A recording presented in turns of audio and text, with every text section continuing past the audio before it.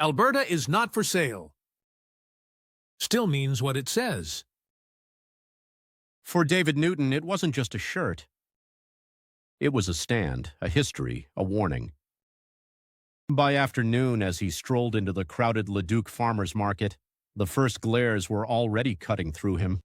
Some were curious. Others, far more common, were dismissive or full-on hostile. But David had never cared much about popularity. At 75, after a lifetime teaching economics, he had little patience left for delusions.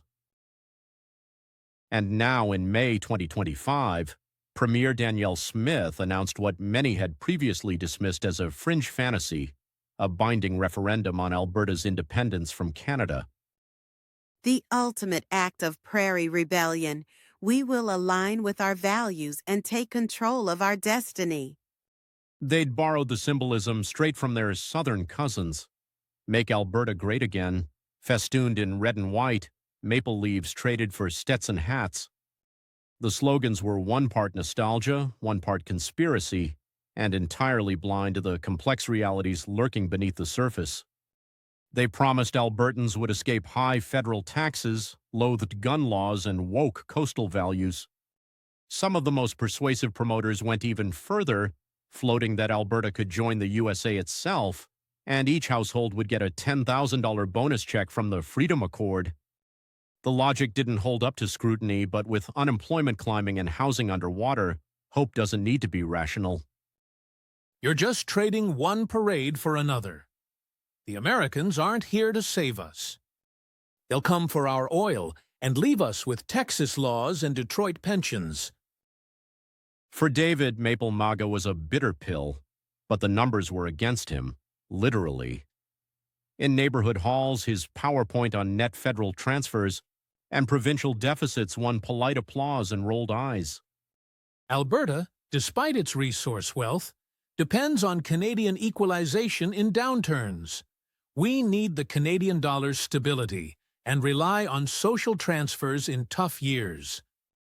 He explained that Alberta, if it left Canada, would inherit its share of federal debt, face crippling new currency risks, and lose the implicit backing of Canada's strong credit rating.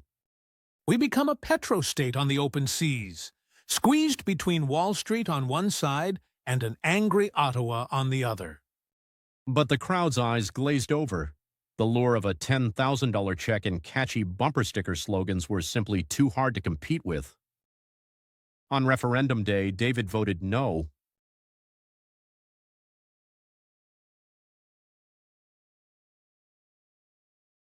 And wore his shirt proudly even as neighbors jeered. The result, a narrow margin, but enough. The yes side won.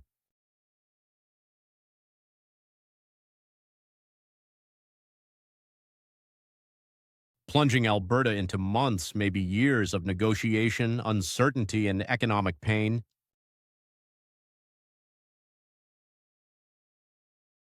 Sometimes, David reflected, it wasn't the foreign corporations or banks that sold out a community.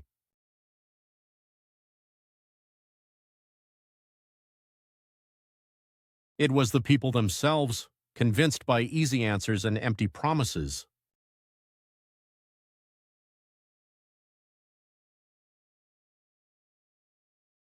And content to sell their future for a check that would never clear.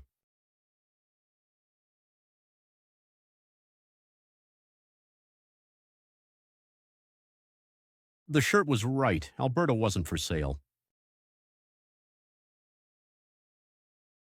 But for a while at least, it had been given away all the same.